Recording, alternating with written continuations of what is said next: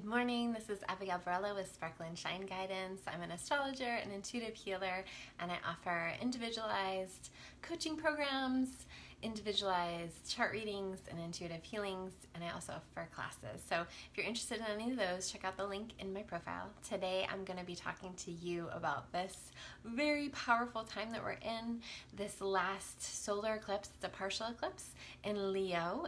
It's the last one for a while. So we've been in a Leo Aquarius cycle the last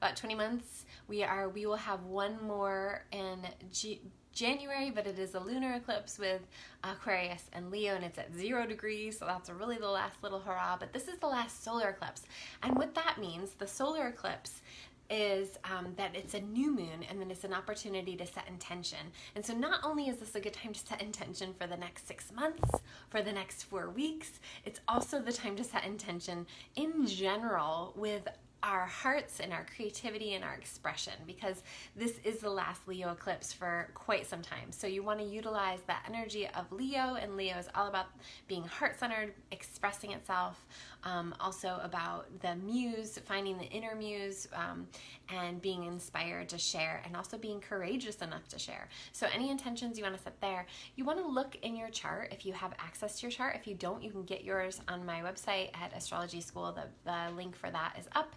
And you just type in, you just need to know your birth time, and then it pops up a chart where you can see where Leo is in your chart, okay? Because this is really important, and I've been talking about this, and so it's probably not the first time you've heard me say that you need to know where this is happening in your chart. What house is it in? Because that's going to show you the area of life you want to set intention, but also just be aware of. And really the houses to look at here are any of the fixed houses. So Leo first, and actually, believe it or not, second would be wherever Scorpio is in your houses, and then Aquarius, and then Taurus, okay? So those 4 are important, although the most important, of course, is going to be where Leo is in your chart, okay?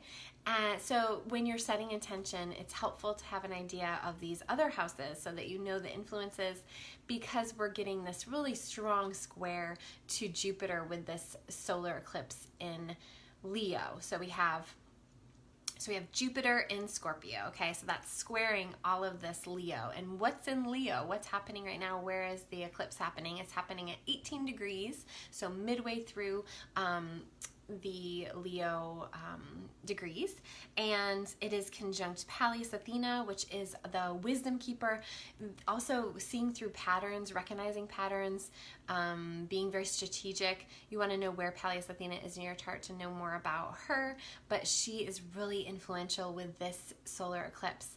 And why that's important is because it's also conjunct Mercury, and Mercury is also processing and mental and figuring out patterns and that kind of thing as well, in a more masculine way. So the feminine and the masculine are aligned with this solar eclipse. The cool thing about this is that Mercury is retrograde, and so the masculine influence is a little bit more swayed to the feminine, which is what we need for the rebalance to happen, okay? And we have Jupiter in Scorpio, which is the feminine, and so we're really getting this really strong blend of the masculine and the feminine, because the masculine is Leo. We have the sun, the moon, the north node, and Mercury all in Leo, along with Pallas Athena, but then we're getting this square to Jupiter. So really looking at where in your chart this is happening, where Leo is and where Scorpio is, and how you yourself can balance this masculine and feminine energy. I'm going to talk about new moon intention setting, because this is a really powerful time to do it and to really tap into your magic and your intuition at this time for manifesting, for goal setting, all of that. I'm going to talk about that in a minute, but I just want to make sure I go over all the aspects that I wanted to talk about with this solar eclipse. So I have a blog post up if you want to read through some of this information. The most important thing, the theme that for me, like what I feel like is the biggest theme and the takeaway is, forget everything you think you knew. Everything that you think you knew, what is a belief? It's something that you just continually repeat to yourself, right?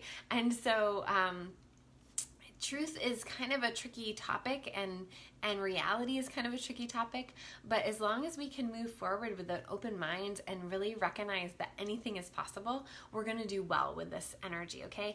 We're all of us, even if it doesn't look like it, we're all going through this awakening period, okay? And some of us are at the cutting edge of this. Some of us are more aligned or awakened or aware of what's happening. And that's not to say that it's any easier or any better to be in that place. It's just to say, if you're giving yourself a hard time for right now and you're feeling like everybody else is having it easy, or everybody else seems like they're doing fine, that's an illusion. So just remember that, and remember that some people go through these changes quicker or ahead of people to then assist people as they're moving forward. So don't be hard on yourself if you're having a harder time than it seems like everyone else is having. And at the same time, if you're having a great time and you're doing well, that's excellent and lovely also. With this solar eclipse, Leo is the heart center. It's also it's ruled by the sun, which is the most powerful fire, the most powerful light in our universe, right? And so at this time, we're really being shown how we have to create that own light for ourselves, how we have to,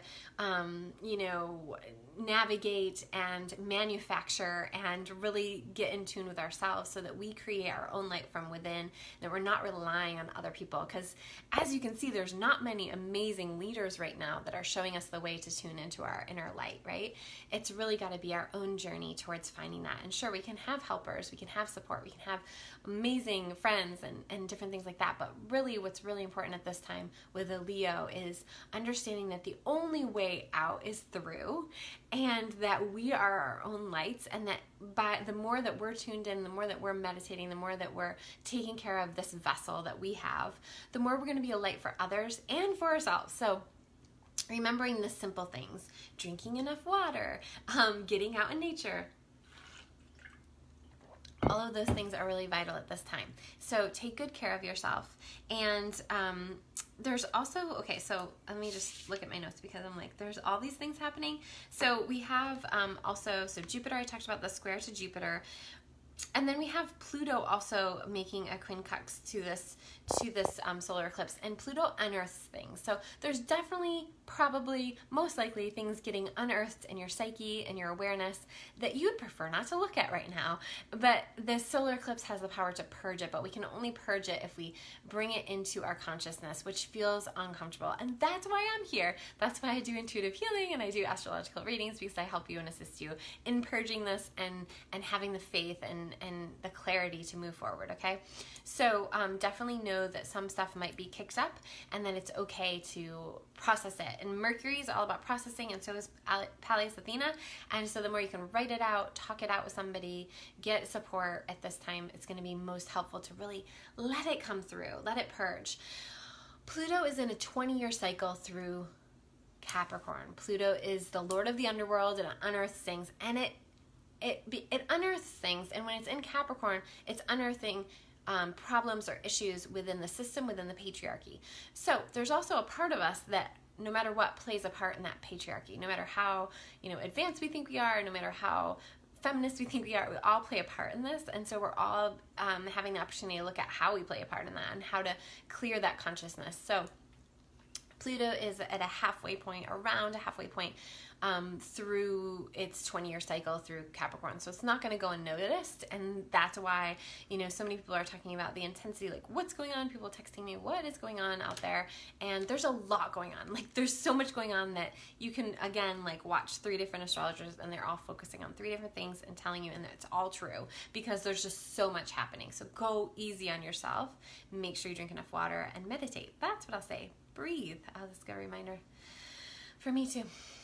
So that's happening. We also have today, where are we today? I'm like, today is Thursday. And today we have this T-square getting lit up. It will be lit up as well tomorrow between Venus, Chiron, and Saturn. And that's uncomfortable. And the only remediation in that is Cancer, which is mothering the self, taking care of yourself, taking care of the water within you, maybe swimming in water, really tending to your softer sides and really nurturing yourself.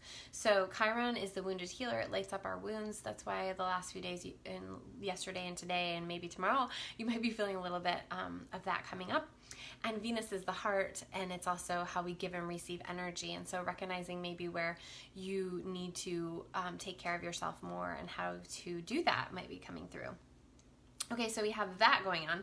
And then lastly, I'm just going to talk about Black Moon Lilith moving into Aquarius. And Black Moon Lilith, she is I call her the ride or die, and she has gone through Capricorn, and Capricorn is all about the system, it's about government, it's about structures, and now Black Moon Lilith is moving into Aquarius, which is part of this whole age of Aquarius we're moving into, is really letting our freak flags fly and really not caring as much about what collectively people think, because we can understand that this model that we've built of the collective, of how society thinks, is actually an illusion. So when we think people are judging us, when we think that we're so eccentric or we're so out there, actually we're all kind of out there, and there's this whole big black hole of a system that is no longer working for any of us, that we all think that people are judging us, or we think that we should be doing it the old way. And so as Black Moon Lilith is starting her journey through Aquarius, and it's going to be opposite the solar eclipse with the South Node and with Mars, which is retrograde in Aquarius. Mars is all about redoing from the inside, and so we're just having a huge overhaul, a remodeling of our DNA, a remodeling of our whole inner system. And the more that you can go easy on yourself, and the more that you can understand that we are all freaks, we are all just weirdos doing this thing, and there is no system that actually works right now. So we're all rebuilding that. And so when you're setting intention, remembering that. When you're setting what you want for yourself, remembering that there is no one judging you. That is just an illusion in your mind that there's a lot of judging happening, okay? And we judge ourselves more than anything else. So as you're setting intention for this solar eclipse, which will be, depending on where you are, it's 2:57 a.m. Saturday morning in Pacific Standard Time, okay? So adjust accordingly to where you are. The most powerful time to set intention is going to be, well, late Friday night or early Saturday morning, okay? And so when you're setting intention, remembering that it's helpful to know where this is happening in your chart, and this is why getting a chart reading with me is super helpful. But if you've already had a chart reading with me, or if you just want to look up your chart for free, you can do that on my page, like I said.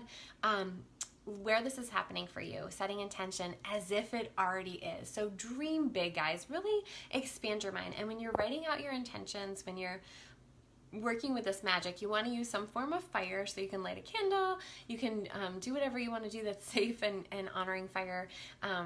Maybe have a bonfire or something like that that's going to help you really get into this space of this light and this fire, this transformation, this transformative time that we're all in, okay? And so when you're setting your intentions, saying them as if they already are, and including no negative. So you don't want to say, you write it past tense. So, Cynthia, I'm going to read your comment in just a minute. So, write it as if it's past tense. Include no negative. So you don't want to say, I really don't want to be depressed anymore. Instead, you want to say, I am healthy and abundant and in my health and in my well-being. So you don't want to include negatives in your intention setting. You want to say them like they're past tense, like they already happened. And then what I recommend doing, and I have a free new moon meditation on my blog post, so you should go to that if you want to listen to it. It's not up to date. I keep meaning to update it. The only thing that's not up to date on it are other planetary things, so don't listen to the other planetary things. There's just a short little part where I talk about, I think, Jupiter and Virgo, and I'm like, that's not happening anymore.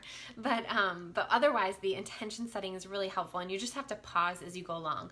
But basically, what I say doing is writing it like it's already happened, and then what are the vehicles to get you there? So let's first start with your intentions. You write out maybe 5 or 6 good intentions that you write them like they're past tense, like they already happened.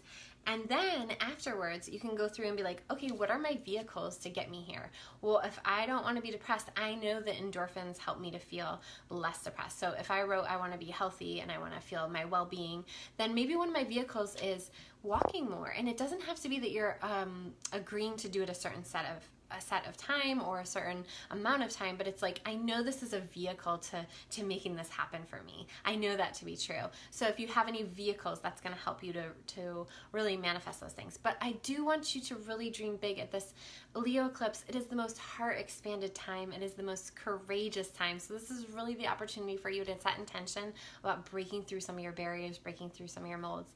And it's a really powerful time to work with me, and I do have a Lionsgate special going until tomorrow. It's $100 off a 5-week transformative coaching package that I do, which includes 2 birth chart readings, 2 intuitive healing sessions, and a 5-week course with me. It is kind of a crazy, amazing deal, and then I'm offering $100 off of it, already being an amazing deal. And you can do a payment plan as well. So that link I will put in this profile as well, or in my below this.